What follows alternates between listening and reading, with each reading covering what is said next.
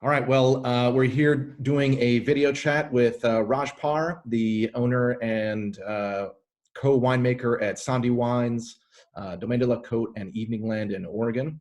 Raj, thank you a million again for taking the time out of your day to chat with us and our wonderful customers at Monarch Wine Merchants in Charleston. It's kind of a freewheeling format right here. So, I brought along three wines here that I want you to choose which one I should open. So we have, I think, three wines that you like here, three wines that you love. So we have Mr. Rado and Vinate. Right. We have the Nicholas Caramon's Maximus, which I think we might have shared a bottle of the white when I was at BBG, like, I don't know, a year ago now. Yeah. That's right. The Aligote Chirin blend. Yeah. That wine, it was incredible. Yeah. And then the Barbican Rosso di Valtellina here, the Nebbiolos. Yeah, amazing. So let's see. The Barbican I had yesterday. Okay. Maximus, yeah, it's that wine I know.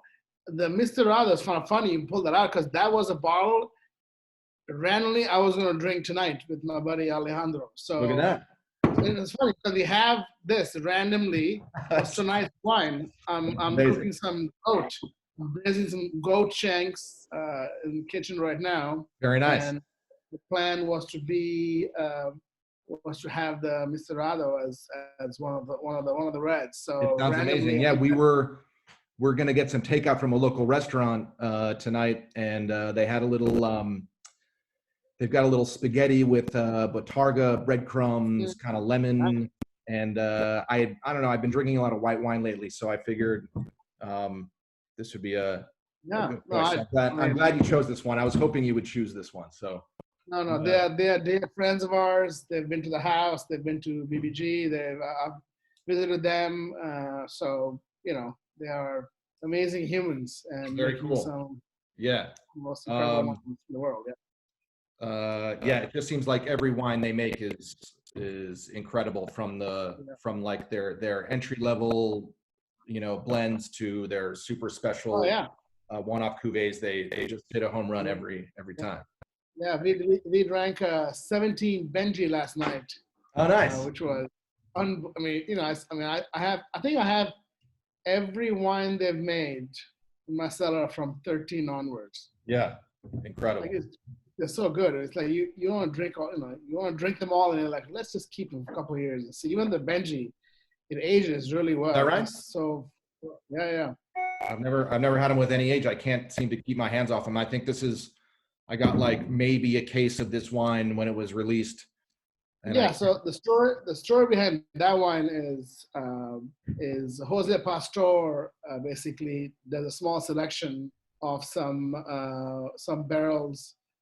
And then they bottled it sans souf, and it only comes to the U.S. So you don't get this wine in, for example, in Spain or in anywhere else except the U.S. So insane, such a special wine. And so this video is going to be going out in conjunction with an email offer that will be featuring sort of a cross section of wines that you make.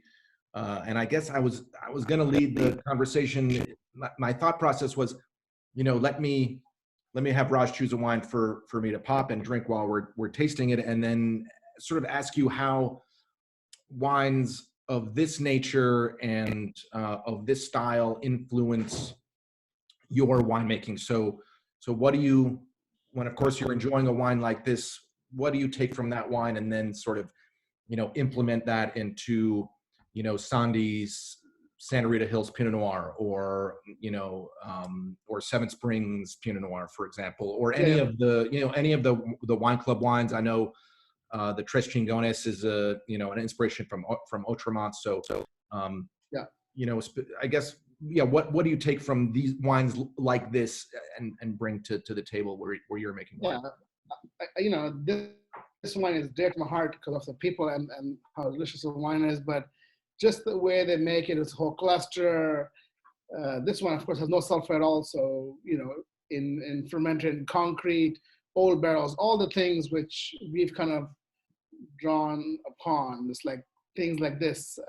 We use a similar vinification in Pinot Noir in fermenting in concrete, sometimes aging in concrete also. So ideas we learned from the old world, and in fact, I also have a little mentilla planted from cuttings from their vineyard, the one we're having. Yeah, so we have a little cuttings from there in one of our new estates up north in Cambria. So we have some bastardo and mentilla planted together. We made a little bit in 2019, and 20 we like made the first vintage. So yeah, it's the people, it's the philosophy in the vineyard, it's the philosophy of how the wine is made, aged, fermented, all these things that, like, there's the guy Envinate, and then of course there's many other producers who have a similar philosophy, and while traveling, things we learn and come back and implement in the cellar. I mean, there's so many different things we've learned from many people. Yeah. And So love playing and, it. and so when you're sort of drinking a wine like this, and it touches certain parts of your mind and your soul and your emotions and stuff like that, is there anything specifically that in the flavor of the wine or the sensation of the wine that that really resonates and makes you happy?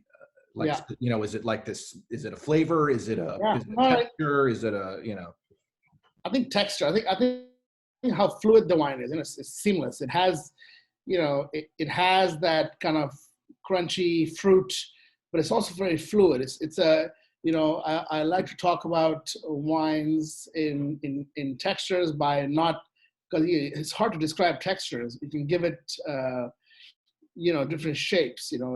A wine is square or rectangular or triangle or hollow or, round. And these are all the wine is. This wine is, it definitely has a roundness to it, but it has great depth. So it's not like, it's like if you think of a tube, it's a very short tube. It's round, but it's a short tube, and I think that is really, and just the drinkability. It's like it's a wine you can drink without, like, you feel the essence of the wine on the front of your tongue, and then it just goes down, and it just becomes very, very fluid in your mouth, and the texture is very silky, and yeah, it's pretty cool. Yeah. No, it's a remarkable wine, and I know, there's a lot to be made about this term, natural wines, or wines that are naturally made, and it's a sort of a sadly a contentious point in our world, and it seems like it's you're either in it or you're out of it, and there's no sort of middle ground, and maybe a little bit too much dogma attached to it, which of course I think we both know is probably, anything that's dogmatic is probably headed down the wrong path. So what about sort of natural wines? What draws you to them? Because I'm drawn to them as well. I think our shop shows the sort of that path. But without ignoring the traditional wines of the world as well. What draws you to these newer sort of wines that are made a little bit, wildly or naturally, whatever you want to call it? Yeah, I mean, the word it has different meaning, different people. Some think natural wine is only if there's wild yeast and no additive. Some will say no sulfur at all. Some say little sulfur. So there's different ways of describing it. For me, of course, it starts in the vineyard. So farming, of course, minimum organic. That's just the minimum part of it. And then from there, you go to different levels of farming. And then in the cellar, you make the wine as honestly as possible, and using minimum intervention, because we are humans and we have to intervene at one point. Picking the grape is intervention. Doing a punch down is intervention. You can't just leave grapes and walk away and come back 2 weeks later and press it. We've tried it. It works sometimes. It doesn't work all times. So, but I think what draws me towards the style of wines we produce and also what we drink is, again, back to the energy of the wine. Because, wine which has, it's fine if someone is filtering or someone is chaptalizing or acidifying and adding yeast, whatever. It doesn't matter but I think that when you start drinking wines which are made in a natural way, the energy is totally different. So you feel the wine much more than you feel a wine which is maybe filtered or sulfur added early in fermentation. It takes away a lot of those textures and those kind of I like to call rock and roll. I got it from a friend of mine who's an importer here in California, and that refers to as like it gives the wine that extra little oomph. Some might call it bacterial, some might call it VA, some might call it whatever the case may be. Sure. It's not just a straight glass of wine. This wine has different dimension. And for some people, they like extreme dimension. Some people like a more cleaner version of it. I like natural wine, but I don't always like the super fucked up, high VA, high Brett, aldehyde kind of wine. I'll taste it. If you're having some food that works with it, sure, whatever. But I prefer to have something which is like at least somewhat clean. I have a pretty high threshold for VA and Brett, but when that goes above that, mousiness, for example, I have very low threshold to that. I immediately have to it's like. Sometimes it goes back and forth. That's amazing thing about mousy wines. Sometimes it's like there, and then 6 months later it's gone. So, I don't know the phenomena, how and when, why it happens, but yeah. I've seen it in many wines, and sometimes you see the other day. I drank. Speaking of mousiness in wine, the first bottle I ever drank of this wine, I was blown away. I popped the cork. It was incredible. Like, the whole sensation and the way it made me feel and how alive and textural the wine was. And I drank maybe 2 glasses or whatever with my meal that evening, corked the bottle, put it on the shelf, opened it up the next day, and it was rancid. I mean, the mouse, through the roof, undrinkable mouse on the finish. So I tempted, I thought I was just going to pour it down, but I was like, you know what, let me just leave it on the counter for an experiment. And came back, I think it was like 2 days later. It might have even been 3 days later, and the mouse was gone. It tasted almost as if the wine had just been opened. It was incredible. Wow. Yeah. No, it's like also there's some wines I've had the same wine in New York and the same wine from my cellar, and it's a different animal. The one New York had, and then you also go to Europe sometimes, and you're at like some natural wine bar restaurant and you ask for a bottle and they're like, oh no, 6 more months. I'm like, what do you mean 6 more months? Oh, it's a little mousy right now. I'm like, so I don't believe that. So then I'm like, you know what? Let's just have it. And you drink it and you're like, yeah, shit, that's right. It's definitely has. So these are like things in wine. I mean, I don't know. I mean, if the wine was, fined and filtered and corrected, it would have been safe. But that's the fun about these things. For sure. And I think that's what separates wine from just about every other beverage on the planet, right? I mean, it's not it's alive in the bottle, and it has its a lifespan of its own, and it evolves in very much the same way any living thing does. I can't think of another beverage or foodstuff in the world that sort of acts that same way. It's insane. Yeah, I mean, cider is kind of getting there right now. I mean, you can compare it to like food, like cheese. Right. Yeah. So, but yeah, beverage wise, yeah, it's nothing else is like it. Yeah. No, for sure. So I know we've all been stuck at home, and obviously waiting this out and being responsible human beings for our fellow citizens. But you're a big traveler. You probably spend a very little amount of time at home during the year. You're constantly on the move. So what's your next one? Finally, when this finally goes away and we can go back out and touch each other and hug each other again. Yeah. And what's your first what's your first destination, and then who's that first person you want to see at that Honestly, place? Justin, honestly, I've canceled all plans indefinitely. Yeah.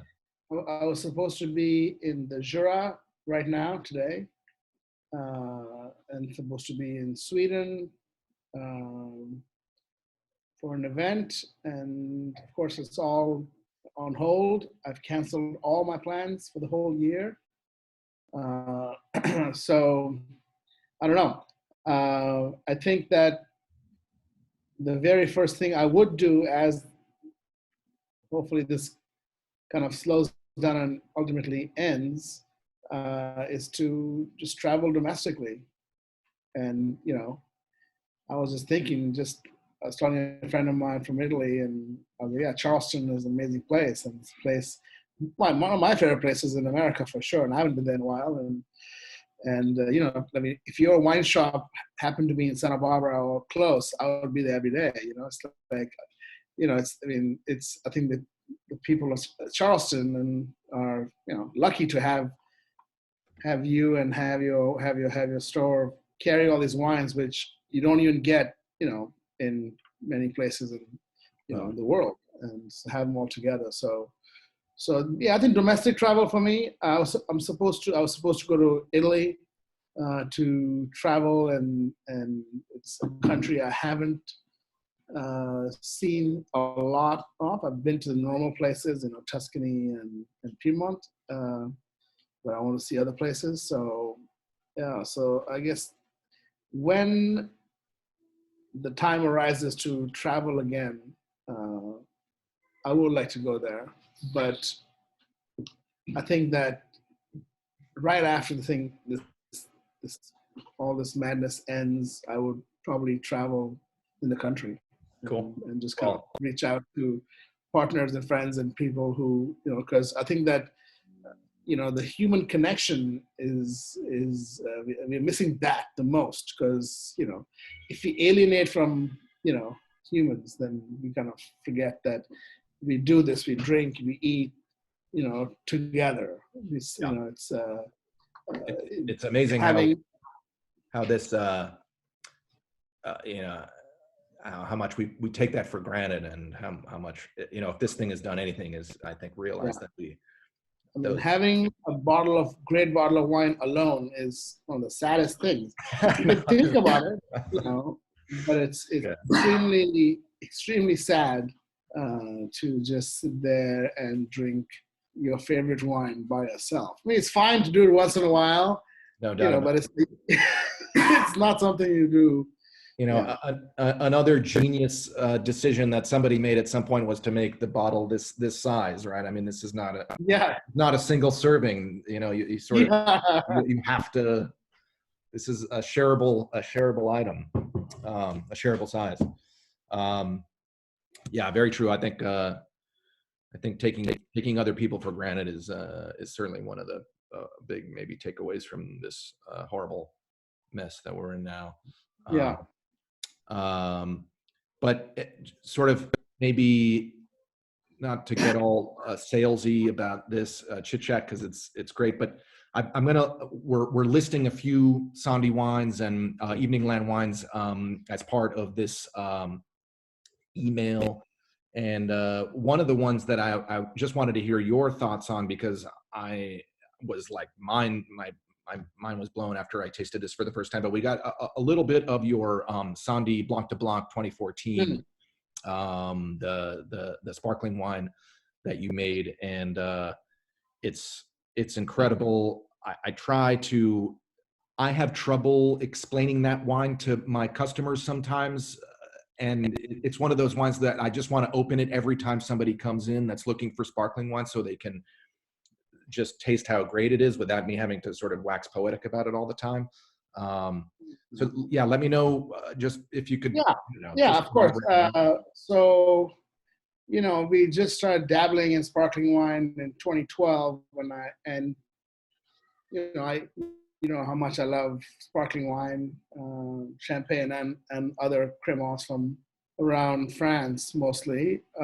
And I wanted to kind of see how much we can push the envelope to a wine which would not knowing what the end result would be. So we started a Solera in 2012.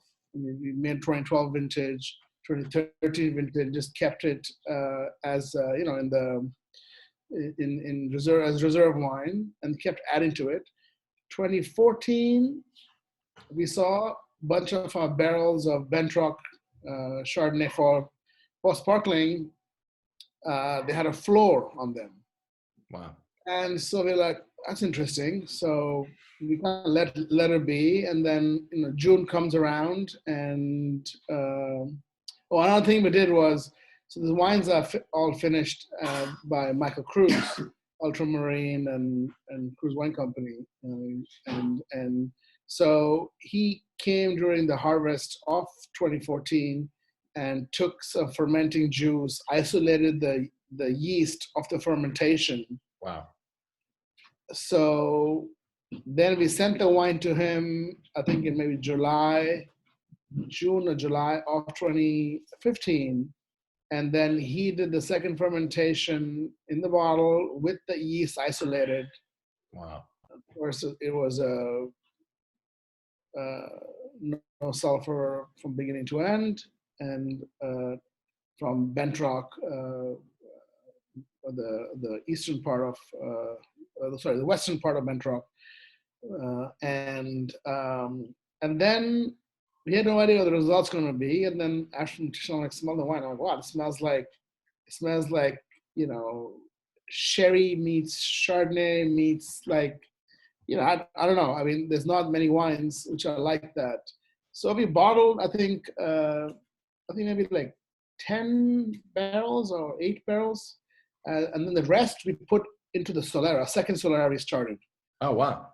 So now we have a Solera of 12, 13, 14, 15, 16, 17, and 18 about to go in. And it has, but the floor component, which was at 1.80%, is now made down to 50%, but still that kind of, so in the future vintages, there'll be like 10% or so of that, Wow. Solera, which is a blend of Chardonnay and Pinot.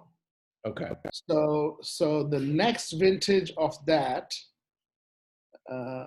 so it will not be called Sandhi anymore. It's called Prove, and that'll be released. The next vintage will be released for the Rajat Parr Wine Club subscribers only. So, cool. But you should taste that. I'll send you a bottle to taste, because it's the idea comes from, of course, the great Anselm Salos, of the Solera. So keeping it quite oxidative, reductive at the same point. So picking a vineyard which is reductive in nature, but made with, of course, quite oxidative and no sulfur added, and no dosage, so brut nature. So you have this kind of, if you taste the wine, you might think, oh, is there sugar in this? It's not, but you could. It's ripe. It's 12, 2 alcohol, something like that. But you can see the richness of the wine, which is the California sun. It's not champagne by any standard. You can't escape that. No, we don't want to. We definitely want the wine to have the imprint of where it's from. Though we've had a couple of cool vintages, which kind of, we don't see that.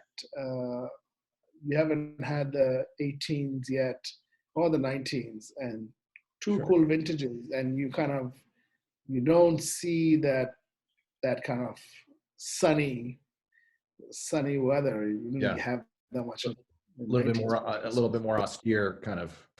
Yeah, a little more austere. So the fruit is not like more yellow fruit. It's like a lime yellow, not like golden Sure. yellow fruit. Yeah, yeah, So yeah. it's it's like a yeah. So it's interesting because we had uh, 15, 16, 17.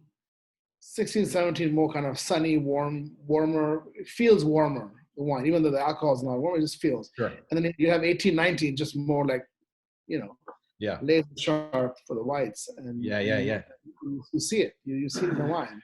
I love it. I can't wait to taste it. Yeah. And then so the 14 will be offered in this offer right here that we're doing now. And then another wine that we shared together at a food and wine festival that we were at a couple of years ago on Palmetto Bluff, where you had brought a bottle of the Evening Land, the Sumum Chardonnay, which is like a mind-blowing domestic Chardonnay, to say the least. I remember we tasted, you opened it, and then we tasted it, and you were like, "Don't finish the bottle. Let's put this in the fridge, and we'll taste it tomorrow, and we'll sort of see what the differences are." And it's a reductive style wine, and a Chardonnay. And the next day, it almost seemed to be more reductive than it was on. It did sort of the opposite maybe of what I thought it was going to do. That's the 14 vintage, right? I think it was 14. Yeah, exactly. So we'll be offering the current vintage, of course, in the newsletter. But if you want to just take me through, like your sort of philosophy on making that wine, and then I don't know, maybe a few wines that have influenced that. I mean, honestly, we didn't do that much different to the wine since Dominique Lafont and Isabelle were making the wines from 07 onwards. I mean, we've kind of took the same idea as Dominique, because he was the one who named the wine. And so, I mean, the only difference we saw with the grapes from there, so reductive, first of all, let's go back. What is reductive winemaking? Reductive winemaking is you are not aerating the wine, not adding any, you're not, you rack it once and you bottled it. It's, top once a month. It's nothing to do with sulfur regimen. You don't add any sulfur to the grapes or the juice, except for whatever you spray in the vineyard, which is at least 6 weeks before the pick. So it's just keeping it in anaerobic in a barrel in a cold room, topped. And that's reductive winemaking. So, but the rest comes from the place. So Sumum usually ferments, primary fermentation, sometimes almost a year. So it's very low, and when a wine is fermenting, there isn't, the wine is moving inside, and it's so the CO2, which means lack of oxygen, right? So that from long fermentation, I think, gives it that reductive nature. And if you have Sumum in any vintage, same with Bentrock. You have Sumum in Bentrock. Bentrock is silex soil, Sumum, which is Santa Rita Hills. Sumum is volcanic soil in Oregon. So different climate for sure. But they both ferment slowly. They both have that kind of, reduction, kind of the curry leaf, gunflint, matchstick aroma, which comes naturally from those two sites. You don't get that in San Benedict much. You don't get that even in La Source, which is right next to it. So you get these in these vineyards, and I think it's just rocky soils, and you get these kind of reductive notes. And it's hard to explain, but we want the wine to have a character that unfolds into the wine, because the evolution of that bottles, that wine will age for 30, 40, 50 years, no problem. It has very low sulfur. Its total sulfur is probably like, I don't know, under 60. Wow. At best. And yeah. So it's not, so this idea that a lot of sulfur will make a wine age longer is is not true. Sure. I mean, there's examples. I mean, you've had old bottles of Auvernois, Chardonnay, or Sauvignon, and these wines at 20 years are still fresh, even though they've never had any sulfur in it. So it's not, of course, some wines with no sulfur will kind of fall apart and will show more of the bacterial complications that wines have at a higher pH level. But if at the right pH, at the right acidity, at the right place, it works. Saumur is east facing, so it doesn't get a lot of the summer sunburn which happens in Oregon. Mm-hmm. If it's south facing, you won't get it. Also, the vines are, I guess they were planted in '96, so they're 25 years old this year. Yeah. I mean, for Oregon Chardonnay, that's like ancient. Sure. There are a few vineyards of that age and older, but not that many. Yeah. Yeah, it just works. And every year, I mean, the 17 is quite pure, not reductive in a way. 16 and 18 are. I don't know. It's like 14, 16, 18 reductive. 15, 17, 19 not reductive. Yeah. Weird. But different yeast strains at different years. So you never know what which Saccharomyces is playing a role. It's like those 14 white burgundies, right? I mean, the reduction in some of those wines in 14 is insane, and then you turn around to even 15s, of course you get the ripeness, but then you go back to even 16, 17, and that level of reduction in some of those 14 white burgundies that I remember is insane, and hasn't been matched since.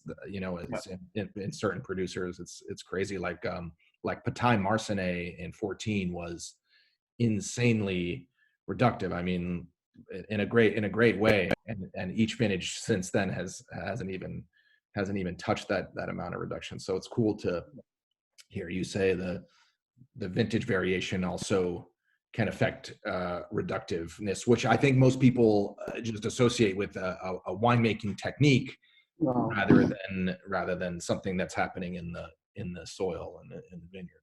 Yeah, I think it's starting from a viticulture point of view, and then coming to the vinification. So, but every year is different. You don't get it every year. So cool.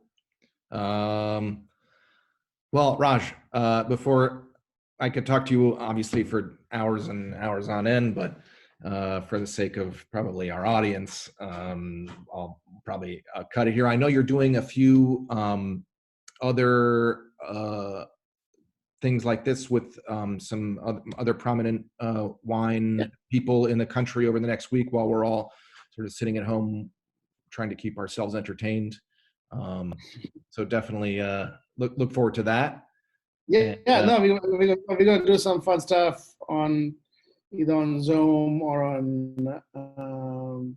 Instagram Live, or just some stuff just to kind of I mean, we all are in the same boat, so I think we all feel the same burst of energy, and I try to listen to a lot of conversations friends are having. So I'm going to do some with friends, and we're doing one tomorrow, do one next week, and with different people, we're going to have just have a conversation like this, and it's fun to just check in and see how everyone's doing, because we have to still keep our connections going. We can't just because we can't hug each other at this moment, we can't just ignore the people who are close to us. So I think this is all bringing us together, I think, in a great way. So. For sure. I think it's brilliant, and obviously look forward to watching all of those.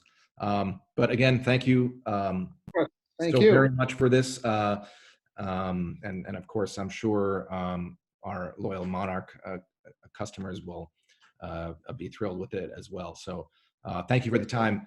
Of course. Thank you. Stay very safe and healthy and all that. So thank you. Thank you.